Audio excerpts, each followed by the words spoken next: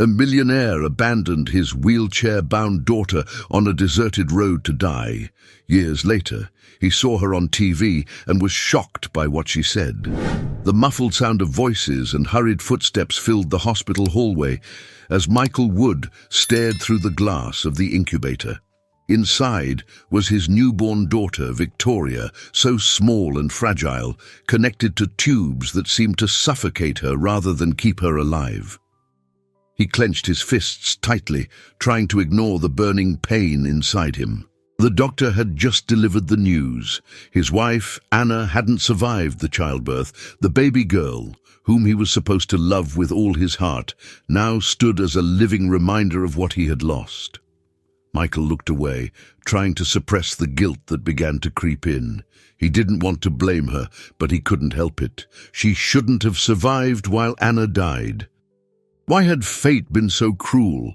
A knot formed in his stomach as he realized that instead of solace, his daughter represented a weight he didn't know how to carry. Years passed, but the pain didn't lessen. Victoria grew up surrounded by luxury in a mansion that felt more like a museum than a home. But while the world around her overflowed with wealth, her inner world was empty. By the age of 5, she had already understood enough to know that her father saw her as a burden. He rarely spoke to her directly, always leaving her care to the nanny, Claire, who did her best to fill the void her father left. Even at such a young age, Victoria understood that her wheelchair made her different. She watched other children running and playing in the schoolyard while she sat on the sidelines, trying to hold back her tears. She longed for something she never had, a hug, a loving look, a word of encouragement. The only familiar sound in the house was the echo of Michael's hurried footsteps, coming and going like a shadow. He buried himself in work as if it could silence the cries of the pain he carried. But Michael's pain wasn't enough of an excuse. That day, as he drove down the winding, deserted road, his mind churned with frustration. He had just lost an important contract, and the guilt gnawed at him. A colleague's words echoed in his head. "You've never been the same since Anna died." He knew it was true, but didn't want to hear it. He was broken, and Victoria was the piece he couldn't fit into his life. In the back seat, Victoria watched the scenery pass by through the window. She knew something was wrong. Her father never took her out, never brought her anywhere. Why was this day different? Michael, his trembling fingers gripping the steering wheel, felt like a storm was raging in his mind. He wanted to escape, disappear, rid himself of the unbearable weight he carried. And Victoria was the heaviest part of it. He stopped the car abruptly. Victoria looked at him, confused. "Daddy?" Her voice was small, hesitant. Michael didn't respond. He got out of the car, walked to her side, and opened the door. "You're going to wait here, okay? I'll be right back." His tone was cold, mechanical. Before Victoria could ask anything else, he pushed her wheelchair out and returned to the car without looking back. The little girl sat there, alone, by the side of the road. The sound of the engine faded into the distance, leaving her surrounded by an overwhelming silence. Fear took hold of her. Tears welled up in her eyes as the cold wind brushed against her skin. She didn't understand why her father had left her there, but deep down, something in her heart already knew the answer. Hours later, as the sun began to set, an old truck drove down the road. Inside, Joseph and Margaret were returning from another long day of work in the fields. Margaret, always observant, noticed something unusual. "Stop the truck, Joseph," she said, pointing to the side of the road. There was Victoria, curled up in her wheelchair, trembling in the cold. Joseph stopped immediately, and the couple rushed to her side. "My God, little girl, what are you doing here all alone?" Margaret asked, kneeling beside Victoria. The woman's sweet, comforting voice was like a balm to the child's aching heart. Victoria looked at her, hesitant, before finally murmuring, "My dad, he left me here." The words pierced Margaret's heart. She looked at Joseph, who was visibly shocked. Without hesitation, the couple helped Victoria into the truck. Margaret wrapped her in a blanket and held her small hands. "It's okay now, sweetheart, you're safe." On the way to their simple home, Margaret couldn't hold back her tears. She knew that this little girl, abandoned in such a cruel way, needed more than just shelter. She needed love, something Margaret and Joseph had in abundance, but had never had the chance to give. When they arrived, the couple prepared a warm meal and did everything they could to make Victoria feel comfortable. For the first time, she heard genuine laughter, felt a warm embrace, and realized there was something she had never known existed: unconditional love. As Victoria fell asleep in the small, makeshift bedroom, Margaret gently stroked her hair and silently promised that she would never let her feel empty again. Joseph, watching the scene, knew their lives had just changed forever. They had found the daughter they had always dreamed of. In Victoria's heart, a new feeling began to bloom. Faint but present. Hope. Even in the face of abandonment, she had been found by two people ready to show her that she deserved love. And so, without knowing it, her journey of transformation had begun. The sound of a rooster crowing at dawn filled the small room where Victoria woke up for the first time in Joseph and Margaret's home. The space was modest, a wooden bed with simple sheets and a wardrobe that seemed to have been refurbished countless times over the years. The walls, painted in a faded beige, exuded warmth, a stark contrast to the cold silence of the mansion where she had grown up. Victoria slowly opened her eyes, catching the scent of fresh bread wafting from the kitchen. She could hear hushed voices outside the room. Joseph and Margaret were talking, their tone filled with concern, but also a determination to make her feel at home. Victoria was still confused. What was this place? Who were these people treating her with such kindness? Margaret appeared in the doorway, her smile lighting up the room. "Good morning, sweetheart. Did you sleep well?" Victoria nodded shyly. Margaret came closer and sat beside the bed. "If you need anything, just call me, okay? We're going to take care of you." Her words were spoken with a tenderness Victoria wasn't used to. Something began to warm her heart. But the fear of believing in this new reality still made her hesitate. The first days at Joseph and Margaret's home were a learning experience for everyone. Victoria wasn't accustomed to simplicity. The mansion where she had grown up was cold, but it offered every luxury money could buy. Here, however, there were no servants or expensive toys. Joseph and Margaret shared the little they had with generosity. They involved her in every aspect of their daily routine, patiently explaining how they managed their tasks.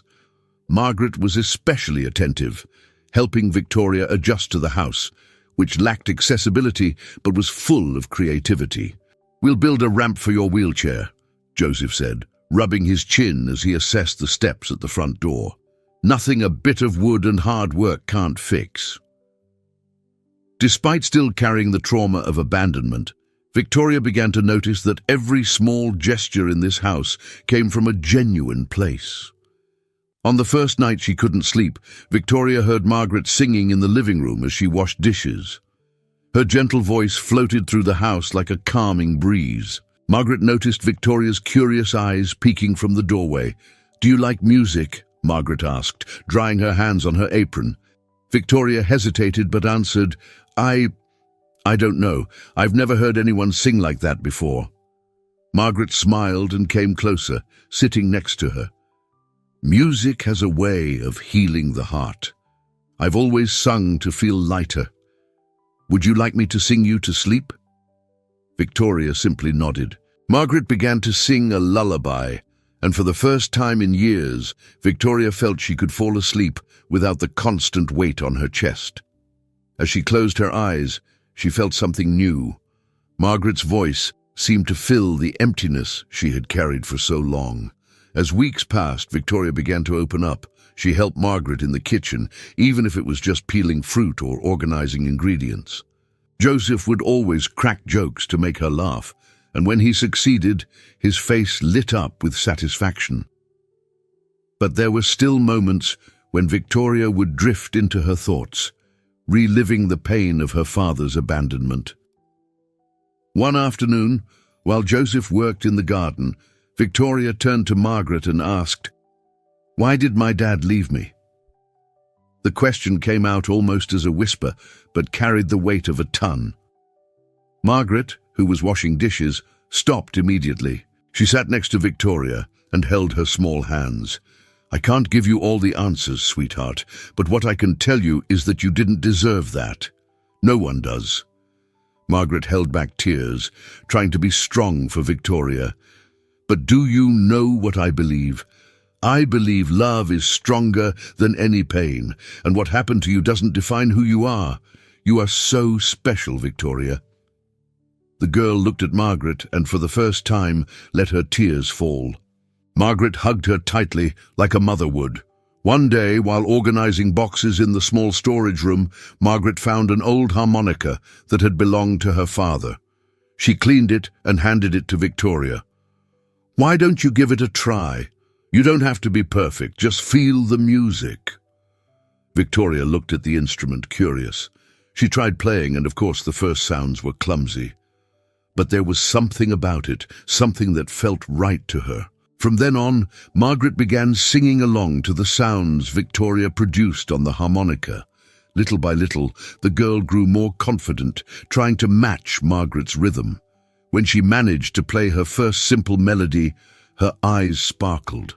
Margaret clapped her hands, overcome with emotion. "You have a gift, my girl, a beautiful gift." Victoria started spending more time with the harmonica, experimenting with sounds and melodies. One day, when Joseph came in from the garden, he heard music coming from the window and smiled. "Our little artist is growing," he said proudly.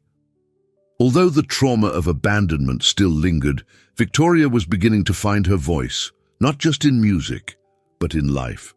For the first time, she dreamed of something, creating music that could express everything she felt, from pain to hope.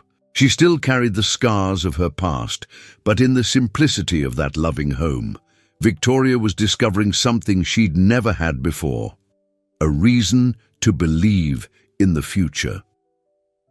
The first steps to facing the world outside the warmth of Joseph and Margaret's home came with Victoria's first day at school. The small rural community where they lived had a modest but welcoming school. That morning, Margaret carefully got Victoria ready, gently combing the girl's hair and choosing her prettiest dress. "You're going to shine today, my angel," Margaret said with a warm smile, though she knew the road to adaptation wouldn't be easy. The arrival at school was marked by curious looks. Children of all ages gathered in the courtyard to watch the girl in the wheelchair. Some pointed, others whispered among themselves. Victoria, though nervous, held her head high, trying to ignore the murmurs, but the comments came quickly. "She can't even run. How is she going to play with us?" said one of the older boys, crossing his arms. Victoria felt her cheeks burn, and for a moment she wanted to disappear, but Margaret's words echoed in her mind. "You're stronger than you think." During recess, Victoria isolated herself in a corner, watching the other children play. Though she wanted to join them, the fear of rejection was stronger. Then a girl with braided hair named Sophia approached her. "Hi, I'm Sophia. Do you want to play a guessing game? You can pick the words and I'll try to guess them." Victoria hesitated, but Sophia's genuine smile won her over. For the first time, she felt that maybe she could make friends despite her differences. When she got home, Victoria collapsed into Margaret's arms, pouring out all the cruel comments she had heard at school. "Why don't people like me? I didn't do anything wrong," she asked, sobbing. Margaret held her tightly. Her own eyes filled with tears, but her voice was steady. "You didn't do anything wrong, my love. The problem isn't with you. It's with those who don't understand how special you are. And do you know what we do when something hurts us? We show the world what we're capable of." Joseph, who had been listening from the kitchen, walked over with a smile. "And do you know how you can do that? With your music. Music speaks louder than any silly words from those kids." Victoria looked at him, intrigued. Despite the pain, something inside her began to believe there might be a way to turn those wounds into something greater. The days at school remained challenging, but Victoria began to find small victories. With Sophia's support, she became part of the group of kids who played guessing games and drew stories during recess. There were still stares and mean comments, but Sophia's friendship was an anchor that kept Victoria grounded. At home, music became a constant presence. Victoria spent hours experimenting with the old harmonica Margaret had given her, trying to create melodies that expressed how she felt. One day, Margaret found her sitting in the backyard, humming while she played. Victoria's voice was delicate but filled with emotion. Margaret was mesmerized. "You have a gift, Victoria, a gift you need to share with the world." Over the months, Victoria began composing her first melodies. They were simple but brimming with emotion. She wrote about the sadness of being left behind, the strength she found in Margaret and Joseph, and the hope for a brighter future. Margaret always encouraged her, singing alongside her, while Joseph clapped and said that one day people would pay to hear her songs. One song that Victoria composed was especially powerful. She called it "Beyond the Walls." The lyrics spoke of wanting to go beyond the barriers the world imposed, and proving that, despite her limitations, she had bigger dreams. One night, as Victoria sang the song, Margaret couldn't hold back her tears. "This is the song of your heart, my girl. Don't let anyone silence that voice." But not everything was a victory. Victoria still faced hard moments at school. A group of kids began bullying her, calling her the broken girl. One afternoon, after returning home, she threw the harmonica on the floor and screamed, "I don't want this anymore. I want to be like everyone else." Joseph bent down, picked up the harmonica, and placed it back in her hands. "Listen, little one. Life is never easy, but that's the secret. It's not about being like everyone else. It's about being who you are. And who you are, Victoria, is something no one else can be. So show them. Show everyone who Victoria Wood is." Those words stayed etched in Victoria's heart. The next morning she went to school with her head held high. When the children started whispering and teasing, she ignored them.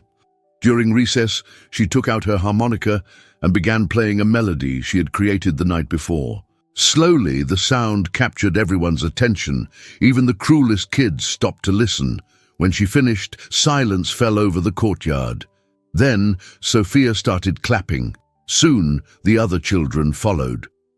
For the first time, Victoria felt her music had the power to change things. That night, Margaret and Joseph hugged her with pride. "Today, you showed the world who you are," Margaret said. Victoria smiled, with a sparkle in her eyes that hadn't been there for a long time. She was beginning to understand that her music wasn't just a refuge, but a way to connect, to show her strength, and to transform her pain into something beautiful. Over time, Victoria found confidence in her identity. She still faced daily challenges, but now she knew she had a voice no one could silence. And with that voice, she began to carve a path to becoming so much more than the world ever expected of her. The sound of the guitar echoed through the backyard of Joseph and Margaret's house. At 14 years old, Victoria had a routine. She spent her afternoons composing and singing on the wooden bench under the large tree in the yard. Her talent had grown remarkably over the years, and her voice could move even the most indifferent hearts. Margaret, always her biggest supporter, often joined her, harmonizing and helping refine the lyrics. Victoria had become a determined young woman, but she still carried the scars of her past. Music remained her most powerful form of expression, a place where she could pour out her emotions without restraint. In her lyrics, she sang about overcoming challenges, hope, and the abandonment that still haunted her. Despite this, there was a renewed strength in her heart, a certainty that her voice could reach something greater. The opportunity to perform for others came when Margaret signed Victoria up for a small local event, a community fair where amateur artists showcased their talents. When Margaret shared the news, Victoria hesitated. "I don't know, Aunt Margaret. What if people laugh at me? What if they think I'm not good enough?" Margaret held her hands firmly. "My girl, you faced much more than this. It doesn't matter what people say. What matters is that you do your best. Show them who you are." On the day of the event, Victoria was nervous. She wore a light blue dress that Margaret had sewn especially for the occasion. Joseph carefully adjusted the improvised ramp he had built so Victoria could get onto the stage. While waiting for her turn, she watched other performers, dancers, poets, musicians. When her name was called, her heart almost leapt out of her chest. But when she looked at the audience and saw Joseph and Margaret clapping enthusiastically, she took a deep breath, grabbed the microphone, and began to sing. Her voice started out timid, but as she connected with the lyrics, a song she had written called Roots of Hope, it grew stronger. The melody was gentle but filled with emotion, and the words spoke of finding strength in adversity, of how the deepest roots grow in difficult soil. The audience fell completely silent, absorbing every note and word. When she finished, there was a brief moment of silence, followed by warm applause that made Victoria smile like never before. Among the spectators was Lauren, a music producer visiting the town for a local talent project. She was a confident woman with an analytical gaze that seemed to see beyond the surface. Hearing Victoria sing sent chills down her spine. That voice had something rare, something that couldn't be taught, a raw truth that captivated. After the performance, Lauren approached Victoria, who was still standing beside Margaret and Joseph, receiving congratulations. "You were incredible up there," Lauren said, extending her hand. "My name is Lauren, and I'm a music producer. I think you have something very special." Victoria looked at her, surprised and a bit incredulous. "A music producer?" she repeated, almost in a whisper. Lauren chuckled. "Yes, I work with music and artists, and I believe you have the potential to do something much bigger than singing at local fairs." Margaret and Joseph, visibly emotional, encouraged Victoria to listen to what Lauren had to say. Lauren explained that she wanted to work with Victoria, offering guidance and the opportunity to record an EP. "I'm not promising it will be easy," Lauren said, looking directly at Victoria. "But if you're willing, I think we can create something amazing together." The decision wasn't easy. While she was excited by the idea, Victoria felt afraid. "What if I'm not good enough?" she asked Margaret as they folded clothes in the bedroom. Margaret placed her hands on Victoria's shoulders. "You don't have to be perfect, my dear. You just have to be yourself. And that's more than enough." With Joseph and Margaret's support, Victoria accepted Lauren's offer. The following weeks were a whirlwind. Lauren helped Victoria record her first songs in a small studio. Victoria chose 3 compositions that represented her journey up to that point. One of them, called Scars of the Wind, was particularly emotional, addressing the pain of being left behind, but also the strength to keep moving forward. During the recording sessions, Victoria faced new challenges. She struggled to expose her emotions in front of strangers, especially when the songs delved into her father's abandonment. Lauren noticed her tension and pulled her aside for a private conversation. "If you want people to feel what you feel, you have to allow yourself to feel it too. I know it hurts, but your pain is your strength. Use it." Victoria took the advice and gradually began to open up. When she finally finished recording the EP titled Chords of Hope, Lauren was impressed. "You have something few people have, Victoria, authenticity, and that will touch so many lives." With the release of the EP, Victoria began gaining attention beyond her small community. People connected to her songs in a unique way. Many sent messages saying how her lyrics had inspired hope and strength. Victoria felt proud, but also knew that this new exposure came with added pressure. Moreover, the compositions about her father stirred painful memories. One night, alone in her room, Victoria stared at the ceiling and wondered if he, Michael, had ever heard her songs. The thought was unsettling, but inevitable. Meanwhile, Margaret and Joseph constantly reminded her of where she came from and how much she had already achieved. "No matter what happens, we'll always be here for you," Margaret said, holding Victoria's hands lovingly. Victoria was now in a new world, full of possibilities but also fraught with uncertainties. Her music was her weapon and her shield, but the weight of her story still lingered. One thing, however, was certain: she was no longer alone, and with every chord she played, she moved closer to something greater, something she had yet to fully discover. The release of the EP Chords of Hope was a turning point in Victoria's life. The album quickly gained traction on digital platforms, and her songs began to be shared by people across the country. Victoria's heartfelt, emotional lyrics, combined with her unique voice and the story of resilience behind her music, captivated audiences. Within weeks, she had become a national sensation. Newspapers and television programs began covering the young woman who, despite all odds, had transformed her pain into art.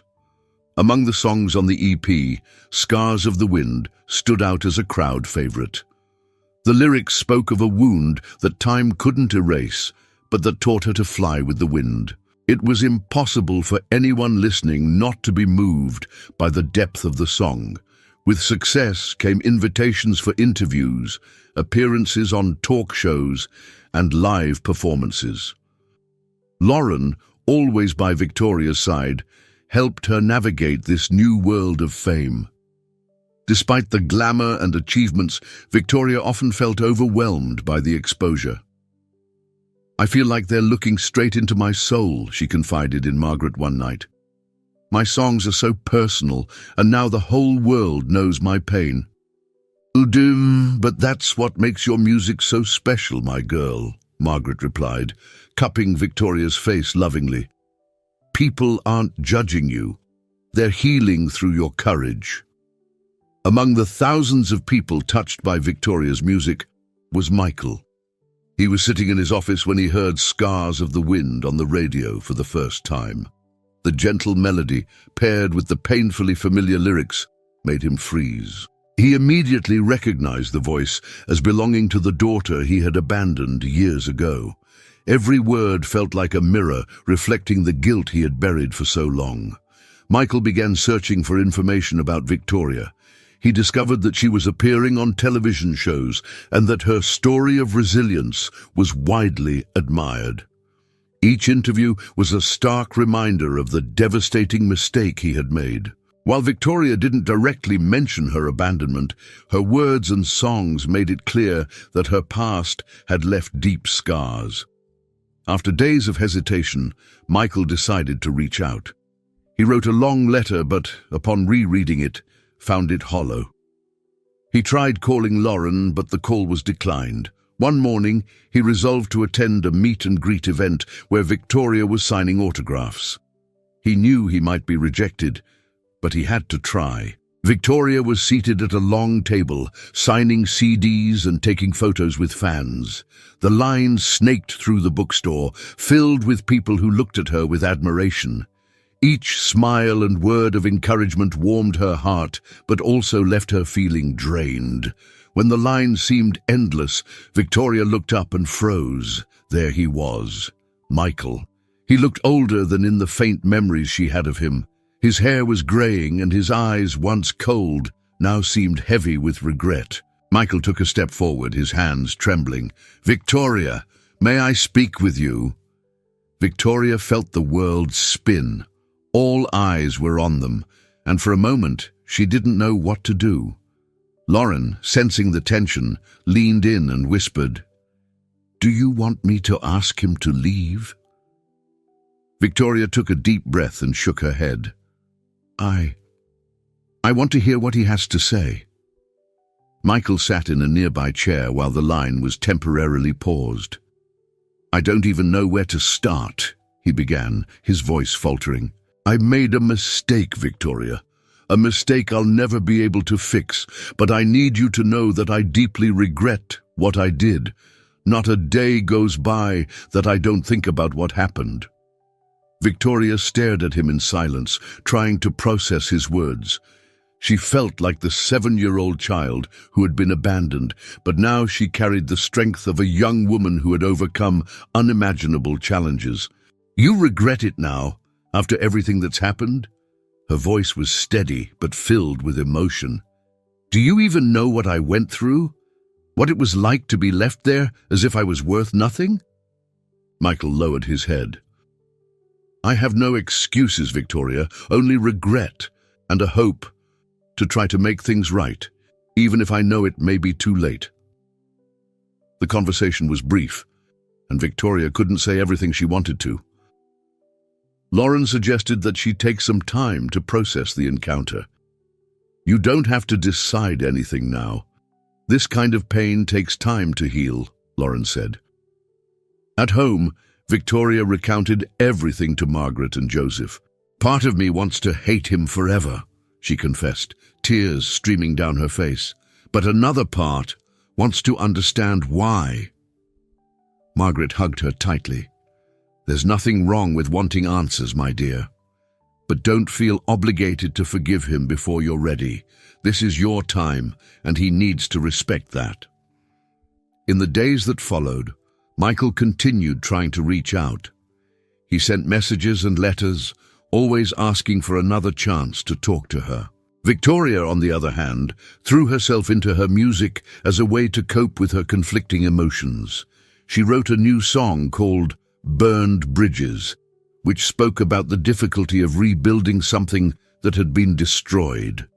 When the song was released, many interpreted it as another anthem of resilience, but for Michael, it was a painful reminder of how much work he still had to do to earn his daughter's forgiveness. Victoria's success continued to grow, but her internal struggle remained. She knew that reconnecting with Michael wasn't something that could be resolved quickly. In the meantime, she found strength in Joseph and Margaret, who had never stopped being her safe haven. Despite everything, Victoria was beginning to realize that forgiveness, though difficult, might be a necessary step for her own healing. And so, her journey continued, now with a new challenge, deciding whether she was ready to rebuild the bridge that had been destroyed so many years ago. Victoria's life had become a whirlwind of endless commitments. She woke up early for radio interviews, spent her afternoons rehearsing for shows, and at night took to the stage with the weight of delivering performances that moved thousands of people. The young girl who had once written songs in her backyard now bore the burden of fame. It was a dazzling world, but also an exhausting one. Backstage, before every performance, Victoria's heart raced, not just from the excitement of singing, but from the constant pressure to meet the expectations of an audience that saw her as a symbol of resilience. "Everyone thinks I'm strong all the time," she confided to Lauren while waiting to perform at a major awards show. "But sometimes, I just want to be myself, without having to prove anything." Lauren, who had become almost like an older sister to Victoria, hugged her. "You don't have to carry it all alone. Remember, your music is about truth, and the truth is that you're human too. That's what people love about you, Victoria." Despite the support, there were nights when Victoria felt suffocated. Criticism surfaced about her appearance, her story, even her disability.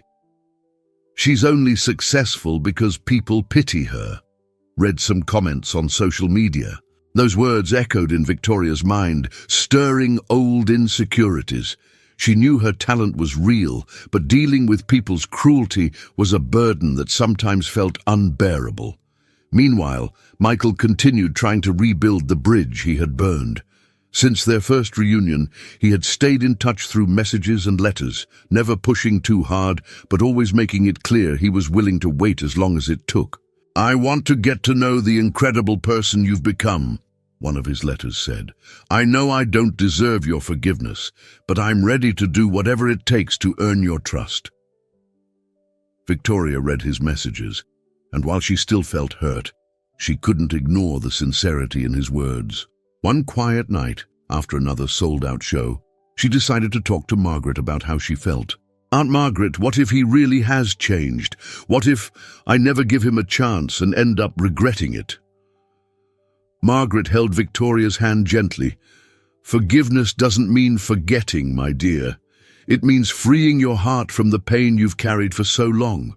But forgiveness has to come on your terms, not his." With those words in mind, Victoria decided to meet Michael again. It wouldn't be an easy conversation, but she knew she needed to confront this chapter of her life to move forward. The reunion took place in a quiet park, far from the media spotlight. Victoria arrived in her wheelchair, dressed simply and without makeup, as if to show that in this moment, she wasn't a famous artist, but a daughter trying to understand her father. Michael was sitting on a bench, his hands clasped and his eyes fixed on the ground. When Victoria approached, he looked up. His eyes were misty, and his voice trembled as he said, "Thank you for coming." Victoria simply nodded, unsure of where to begin. The initial silence was broken by Michael, who began speaking about the past. He explained how grief over Anna's death had consumed him to the point where he felt incapable of taking care of Victoria. "I felt like a failure," he admitted, tears streaming down his face, "and instead of fighting, I ran away. I abandoned you when you needed me most, and that's the greatest regret of my life." Victoria listened in silence, trying to process his words. Her mind flashed back to that afternoon on the road when Michael's car disappeared into the horizon. "Do you have any idea how I felt?" she asked, her voice trembling. "You left a child alone, making her believe she wasn't good enough to be loved." Michael nodded, crying even harder. "I know, Victoria, there's no excuse for what I did. But I'm here now, ready to do whatever it takes to show you that I've changed." After this initial conversation, Victoria realized that while the pain lingered, something inside her had shifted. She decided to keep in touch with Michael, but cautiously. They began exchanging messages more frequently, and he even attended some of her shows discreetly, always respecting her boundaries. Victoria turned to music to process this new dynamic in her life. One night, while playing her guitar at home, a new melody emerged. It was a song about pain, regret, and the possibility of rebuilding what had been lost. She called it Paths Back Home. When she shared the song with Margaret and Joseph, they were deeply moved. "This is one of the most beautiful things you've ever written," Joseph said, wiping his eyes. The process of reconciling with Michael wasn't linear. There were moments of progress, like when he shared stories about Anna, something Victoria had always longed to hear. But there were also days when the pain resurfaced with full force. She still wondered if she could trust him, if he deserved a place in her life. Lauren, noticing Victoria's emotional turmoil, suggested she take some time for herself. "You've been carrying so much lately. The fame, the expectations, and now this with your father. It's important to remember that you have the right to rest, to take care of yourself." Victoria took the advice and spent a few days away from the spotlight at Joseph and Margaret's home. There, she found peace in returning to her roots, playing music in the backyard and talking about simple things. During this time, she realized that forgiveness wasn't just for Michael, it was for herself. She needed to let go of the past to move forward. When Victoria finally decided to include Michael more actively in her life, she set clear boundaries. "I want to try, but it's going to take time. Don't expect me to forget what happened, because it's part of who I am, but I'm willing to see who you are now." Michael accepted her terms, grateful for the chance to be a part of her life. With that, Victoria began to feel a weight lift from her shoulders. The journey of forgiveness was still ongoing, but each step made her feel lighter. Her music reflected this transformation, with songs that now spoke not only of pain, but also of healing and reconnection. Though fame still brought its challenges, Victoria was learning to balance the pressure with moments of simplicity. And as she worked to heal her heart, she continued to inspire millions with her music, proving that even the deepest wounds could give way to new beginnings. The stage lights dimmed, and the deafening sound of applause filled the packed stadium. Victoria had just wrapped up a show in Paris, part of her first world tour. As she left the stage, she felt a wave of exhaustion, but also a deep sense of accomplishment. Every time she performed, she saw faces of all ages, cultures, and backgrounds, all connected through her music. Her lyrics had transcended linguistic and emotional barriers, turning her into a global icon. With international success, Victoria realized she had a unique opportunity in her hands. More than an artist, she felt she could use her voice to shine a light on causes that mattered to her. Music isn't just about emotion, she told Lauren during a meeting in New York. It's about impact. If my story can inspire someone, then I want to do more than just sing. The chance to act came when Victoria received an invitation from the United Nations to become a Goodwill Ambassador. The organization was impressed by her journey and the positive impact of her music, especially in promoting inclusion and hope. When she received the formal invitation, Victoria was silent for a few moments. "Are you okay?" Lauren asked, standing beside her. Victoria smiled, her eyes sparkling. "It's more than I ever imagined, but it's exactly what I want to do."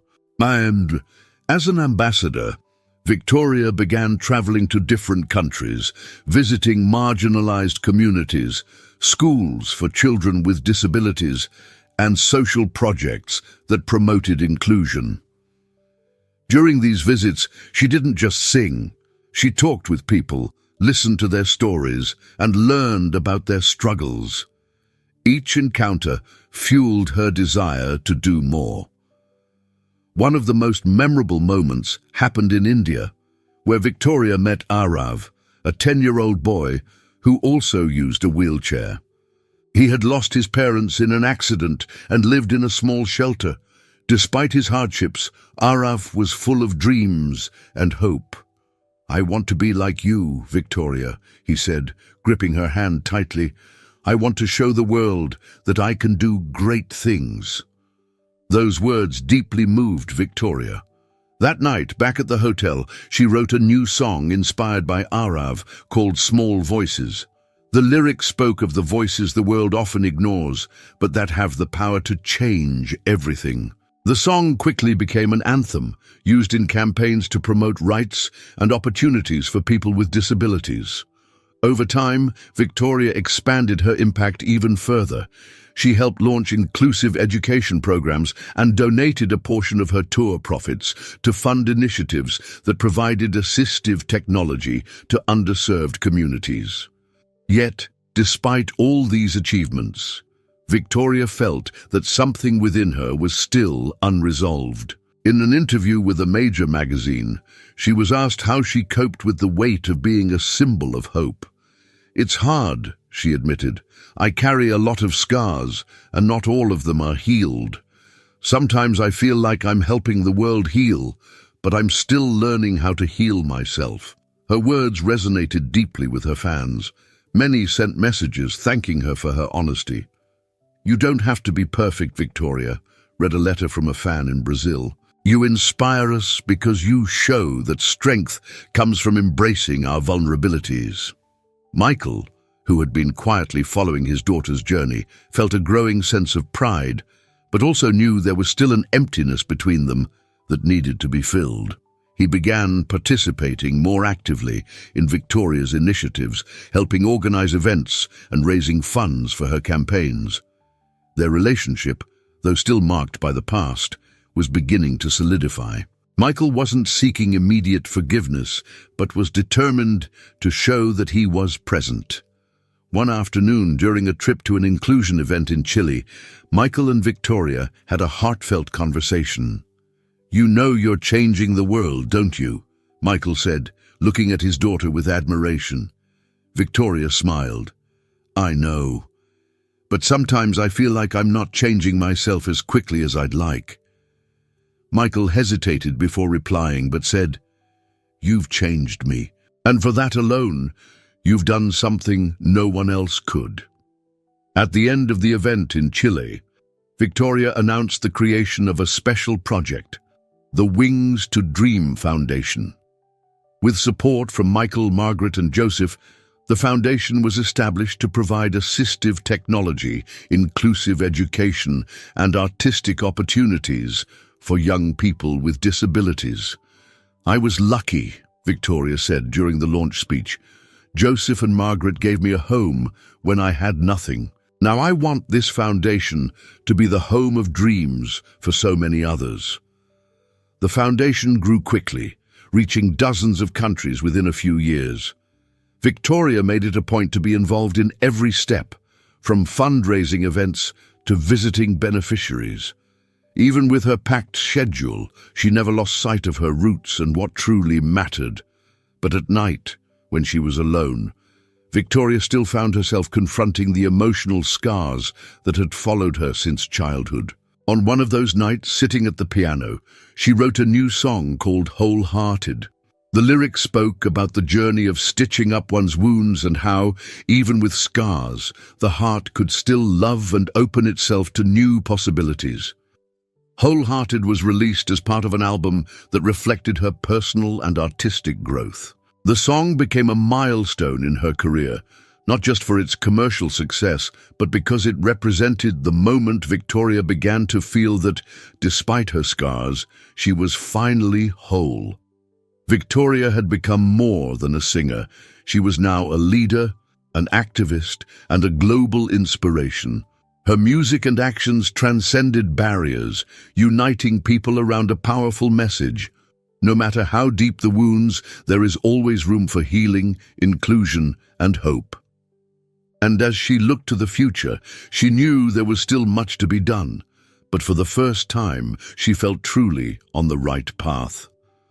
The Wings to Dream Foundation began as a dream, but soon became the most significant project of Victoria's life. Inspired by her own journey, she wanted to create a space where children, youth, and adults with disabilities could find not just resources, but also a community of support, inclusion, and empowerment. Joseph, Margaret, and Michael were the first to embrace the project, offering their skills and unconditional support to bring the idea to life. The first step was finding the ideal location. After months of searching, they decided the foundation's headquarters would be housed in an abandoned school near the community where Victoria had grown up. The building, worn down by time, seemed to reflect the struggles faced by so many marginalized individuals. "This is perfect," Victoria said during her first visit to the site. "Just like us, this place can be restored and transformed." Renovating the building was a collaborative effort. Michael used his business experience to organize donations and sponsorships, while Joseph coordinated the volunteers who helped build ramps, install elevators, and adapt the spaces to be accessible. Margaret, meanwhile, focused on the practical details, such as decorating and creating welcoming areas that made the space feel more like a home than an institution. On the day of the inauguration, Victoria was radiant. She wore a simple white dress that reflected the purity of her intentions. Outside the foundation, hundreds of people had gathered to witness the start of something special. Among them were children in wheelchairs, emotional families, and partners who had believed in the project from the beginning. In her opening speech, Victoria held the microphone with trembling hands, but her voice was steady. "When I was a child, I felt like there was no place for me in the world, but I was lucky to find people who gave me wings to dream. This foundation is for everyone who feels like the world has left them behind. Here you will not only have a space to grow, but also to show the world what you're capable of." The foundation's first months were intense.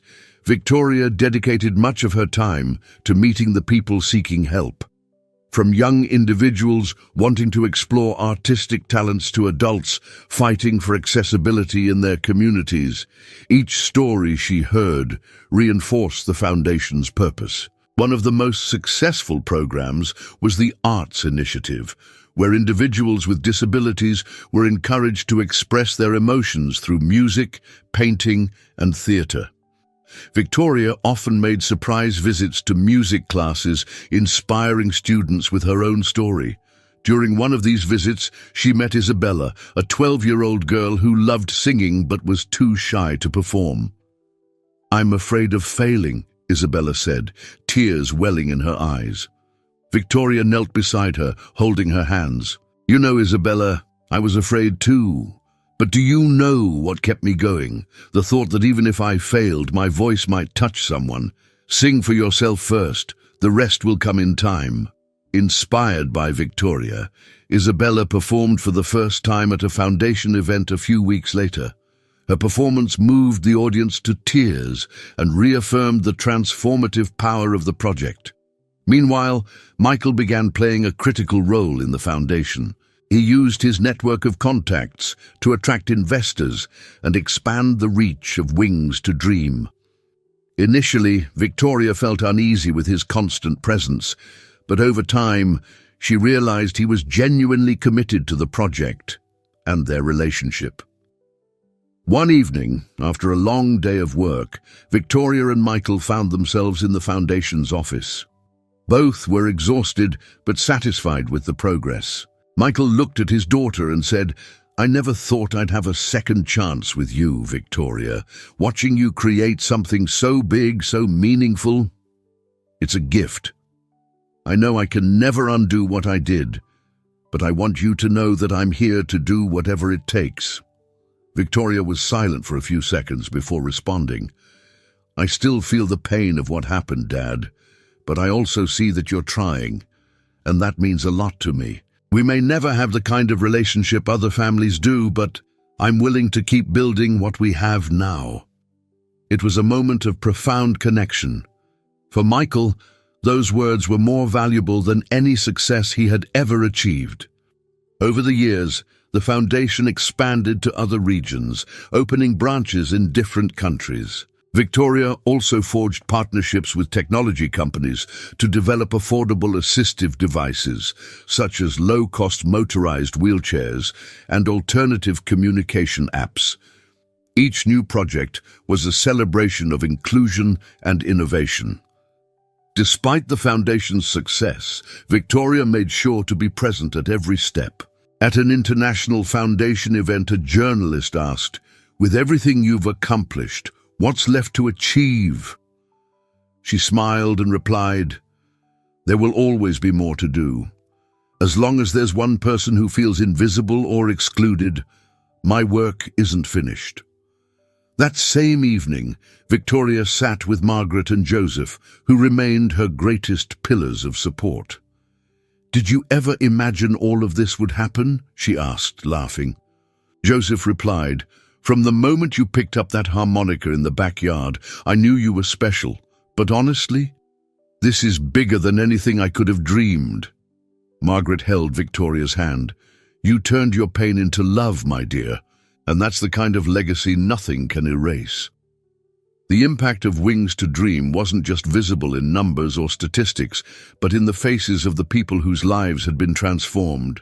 Victoria knew that despite all the accomplishments, there were still scars in her heart. But she also knew that by helping others, she was slowly healing herself. The Foundation became a symbol of everything she stood for: resilience, inclusion, and the courage to dream. And as she looked to the future, she knew her journey was far from over. After all, there were still more wings to give and more dreams to fulfill. The auditorium was packed. World leaders, renowned artists, scientists, and activists filled the seats, waiting for Victoria Wood to take the stage. On a large screen behind the podium, images of her journey played. The shy young girl singing at community events, the celebrated artist who moved millions, and the tireless activist fighting for inclusion and accessibility. At 40 years old, Victoria was not just an artist. She was a global force for transformation. When she stepped onto the stage, the audience erupted into a standing ovation. Dressed in an elegant white suit and wearing her signature warm smile, Victoria approached the podium.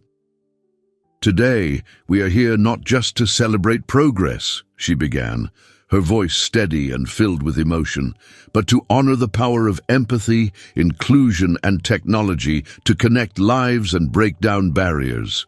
The event marked the official launch of the Victoria Wood Institute for Assistive Technology, an ambitious project that united her passion for music, her experience as an activist, and her determination to create a more accessible world. The Institute's mission was to democratize access to assistive devices, develop innovative technologies, and build global partnerships to transform the lives of people with disabilities. The idea for the Institute had been born years earlier, when Victoria realized that, despite the impact of the Wings to Dream Foundation, there was still a significant gap in access to technology for people with disabilities. "I want to do more than just provide support," she had said during a meeting with her team. "I want to create tools that empower people, that give them autonomy and the chance to take charge of their own stories." With the support of scientists, engineers, and investors, the Institute began developing innovative projects such as more affordable motorized wheelchairs, customizable robotic prosthetics, and augmented reality apps for educational inclusion. Michael played a crucial role in the process, using his business expertise to secure funding and ensure the Institute had a solid foundation. "I never thought I'd be here, working alongside my daughter," Michael said during a meeting. "But every day with you, Victoria, is a second chance to be the father you deserve." Their relationship had evolved significantly over the years. Michael had learned to respect Victoria's space and time, while she had come to recognize his genuine efforts to make amends. "I haven't erased the pain of the past," Victoria had once told Margaret, "but looking at what we've built together, I see that it's possible to find something beautiful even in the midst of pain." Victoria's personal life also took a new turn when she met Alice, an 8-year-old girl living in a shelter. Like Victoria, Alice used a wheelchair and had experienced the trauma of abandonment. Victoria met her during a visit organized by the Wings to Dream Foundation and immediately felt a connection. "She reminded me of myself," she told Margaret afterward. "The same strength, the same longing to be loved, even when the world tried to say otherwise." Indeed, the adoption process was lengthy, but Victoria never gave up.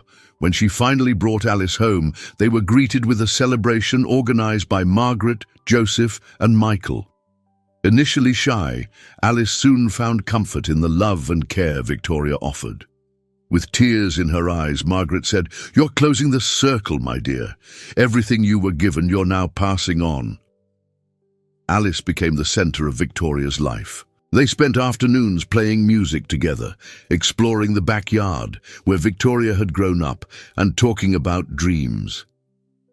"What do you want to be when you grow up, Alice?" Victoria asked her once. The girl replied without hesitation, "I want to be like you." At 40 years old, Victoria also reflected on the impact of her music. Although her commitments to the Institute and Foundation took up much of her time, she never stopped singing.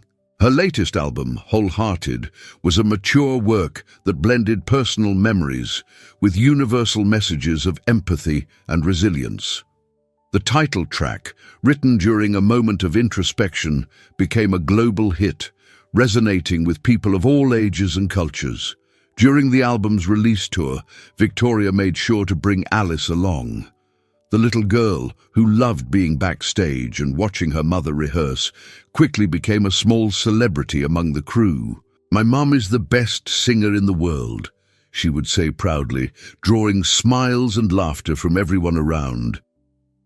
One of Victoria's most emotional moments occurred during a global assistive technology conference, where she was honored with a Lifetime Achievement Award for her social impact. In her acceptance speech, she thanked not only her colleagues and supporters, but also her family. Joseph and Margaret taught me what unconditional love is. Michael showed me that forgiveness can open doors to things we thought were impossible. And Alice, well, she reminds me every day that the future is full of possibilities. The entire room gave her a standing ovation, many with tears in their eyes. Margaret and Joseph, sitting in the audience, couldn't hide their pride. "She's not just our daughter," Joseph said, moved. "She belongs to the world." As the years went by, Victoria's legacy continued to grow. The Victoria Wood Institute for Assistive Technology expanded to dozens of countries, while the Wings to Dream Foundation reached communities that had never received support before. Victoria became a symbol not just of resilience, but of concrete action to transform lives.